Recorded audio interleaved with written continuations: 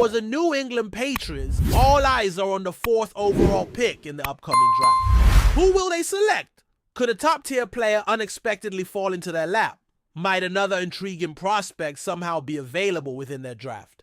Range? And what about the concerns surrounding the arm length of a particular player that has stirred discomfort among many evaluators? Still, it's just as important to explore and identify potential hidden gems who could emerge in the later rounds. Today's focus revolves around intriguing insights regarding the Patriots, and there's a wealth of valuable information to uncover. One of the most interesting things I've come across is a fan-driven mock draft simulation. Various players were listed for each pick, and the community was invited to vote on their preferences through social media. You might wonder how relevant that is. First off, it creates engagement. More importantly, it shines a light on several athletes who deserve closer inspection and could prove to be meaningful additions as later round selections. In the early phase of the draft, we closely examine the potential of a particular athlete. If he were to fall to the 4th pick, it would be a no-brainer. There are also rumors surrounding another player under consideration, though I doubt he'll make it that far. During parts of the offseason, it seemed possible, but realistically, I don't see it happening. The most plausible outcome is the selection of the first athlete mentioned, with the second player also carrying strong potential to be picked. Moving on to the next pick, we have an offensive tackle from a prestigious institution, and the coaching staff seems confident in the depth of this tackle class. In truth, while the first athlete remains the top focus, the second is a realistic and solid alternative. With the following selection, the team may target an offensive tackle from a respected university. The coaching staff appears well aware of several options in this draft class who are capable of stepping in as starting left tackles. If the first player is drafted, it's likely that this offensive tackle will be the choice for the second slot. Otherwise, there's a name that's already come up, or even the possibility of trading up to secure a high upside player. Some believe he would be the best offensive tackle in the draft were it not for a knee injury, which remains a factor to consider. Now we begin to evaluate depth players. In the 3rd round, with the 69th pick, there's a player coincidentally wearing the number 69 who stands out. Watch his film, he's impressive. Recently, the coaching staff stated, "Our goal is to land a few starters. What positions need immediate starters? Left tackle, perhaps kicker, and maybe a rotational edge rusher." Looking at the right side of the line, particularly left guard and tackle, this athlete, who played at a top-tier university, stands out. He's a force, 6'3", 344 pounds, a hard worker, and a natural leader who could help rebuild this organization. During his college career, one of his greatest achievements was being one of the top pass-protecting guards in the nation. At 6'3", that's notable for a guard. Placing him next to a sizable tackle could form a strong left side of the line. The key point here is protecting a young quarterback, allowing him to make throws, and establishing a functional run game. This guard would be a massive upgrade, and even as a 3rd round selection, I believe he could start for the next 3 years. A significant upgrade could occur on the left side, and the primary objective is to keep the quarterback upright and effective. A solid run game would support overall offensive improvement. Once again, this guard could be a huge step forward. Despite being a 3rd rounder, he's a potential day 1 starter and has been a standout for 3 years at a major program. He also brings leadership qualities to the locker room. This year's draft will feature multiple selections from his university, just like another powerhouse school expected to have a strong showing. He could be a key 3rd round addition. In an earlier mock draft, several linemen were chosen. If you recall or haven't yet seen, it's worth revisiting. Radledge was listed in the 3rd round as the 2nd pick in that round via a trade. That would be a big move. What's the reaction to this potential pick? Is there support or a preference for someone else? Some say a certain player is better suited at guard due to his arm length. Yet he's played left tackle for 3 years at a high level. There's a reason he's projected highly and why many believe he'll be picked early. So what do you think about this prospect? Approval or disapproval? Feel free to comment below. Next, we look at an intriguing 3rd round wide receiver from a well-known program. He began his college career elsewhere before transferring and playing 3 years for the Cougars. His drop to the third round is largely due to his underdeveloped route tree, which requires considerable refinement.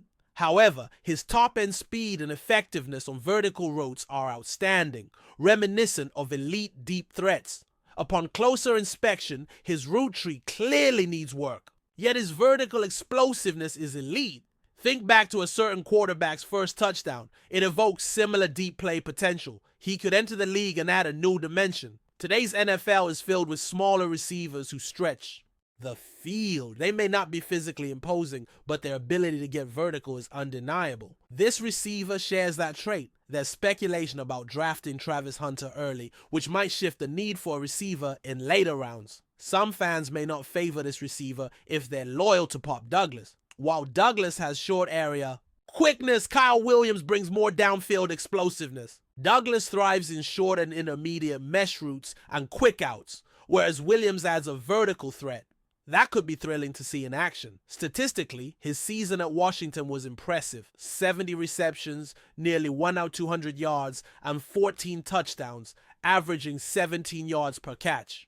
His longest reception, 66 yards. The previous year, he had a 63-yarder, along with multiple long completions. He clocked a 4.40 in the 40-yard dash, though some reports suggest he ran even faster. As the draft progresses, he may be an excellent value pick. While he reportedly wasn't brought in for a top 30 visit, that doesn't eliminate the chance he'll be drafted. It will be interesting to watch.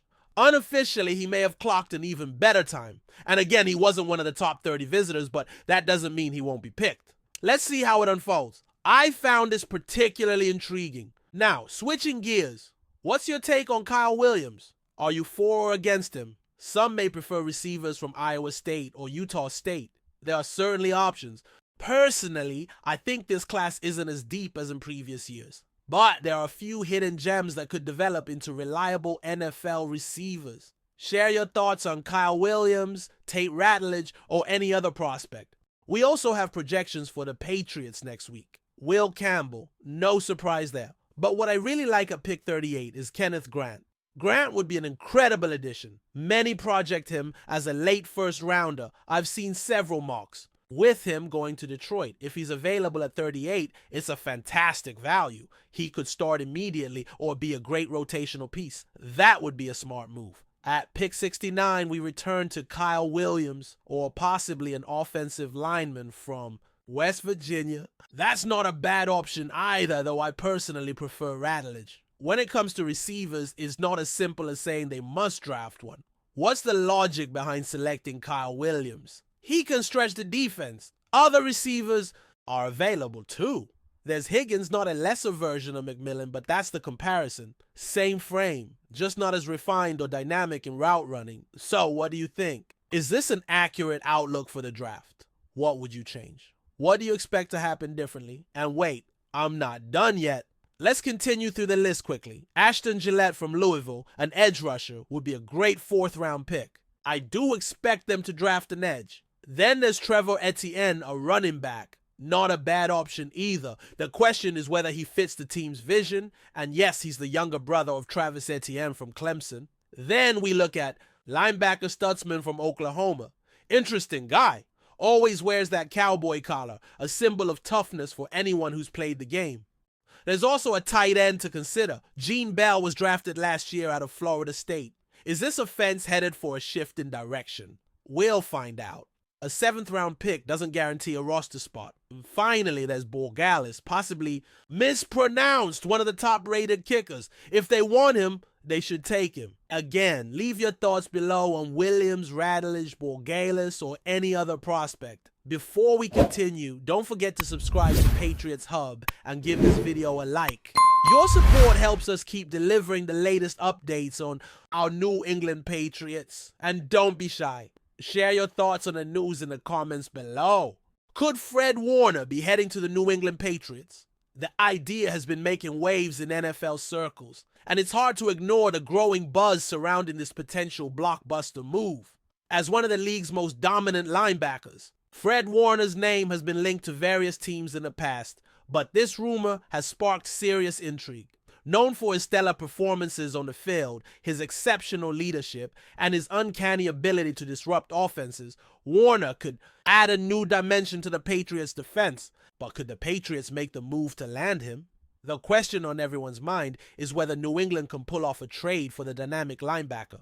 Warner, a third-round pick by the San Francisco 49ers in the 2018 NFL Draft, has already established himself as one of the league's elite linebackers. His performance in the 2023 season, in which he racked up 132 tackles, 4 interceptions, and 2.5 sacks, proved his consistency and ability to impact the game in every way possible. He earned Pro Bowl and All-Pro honors for a reason, showcasing his talent week after week. His leadership on and off the field made him the beating heart of a defense that was among the best in the NFL. As the 49ers' key defensive piece, it's no surprise that teams are now looking to tap into that potential, and the Patriots are reportedly interested in securing Warner's services for their own defensive lineup. Why would the Patriots make such a move? The answer lies in their defense's recent struggles and Bill Belichick's need for a game-changing player in the middle of the field. Despite a solid defensive unit, the Patriots have been searching for a linebacker capable of making an immediate impact. Warner's ability to cover the field, read plays, and attack from different angles makes him a perfect fit for the Patriots' defensive scheme. His playmaking ability, as seen in his memorable interception return against New England in 2024, is exactly what the Patriots need to bolster their defense and make a deep postseason run. But acquiring Warner would be no easy task. The 49-year-old says the 49ers are known for their staunch defense, and giving up a player of Warner's caliber would certainly be a tough decision. However, the Patriots have the resources and the leverage to make a compelling trade offer. With salary cap space and several valuable draft picks at their disposal, New England could put together a package that will convince the 49ers to part with their star linebacker. The question remains, will Belichick make the call? If he does, it could reshape the entire landscape of the AFC. The potential arrival of Fred Warner to New England would send shockwaves throughout the NFL. A player of his caliber is capable of changing the fortunes of any team. And if Warner joins the Patriots, it would mark a defining moment in the franchise's pursuit of another Super Bowl title. The Patriots have long been known for their defensive prowess, and with Warner at the heart of their defense, they could once again rise to prominence as one of the league's most fearsome units. For now, fans can only hope that this thrilling possibility comes to fruition, because if it does, it could mark the beginning of a new era of dominance for the New England Patriots. That's it for this update. If you enjoyed the video and want to stay updated with exclusive news about our New England Patriots, be sure to subscribe to Patriots Hub and hit that like button. We can't wait to hear your thoughts in the comments. See you in the next video.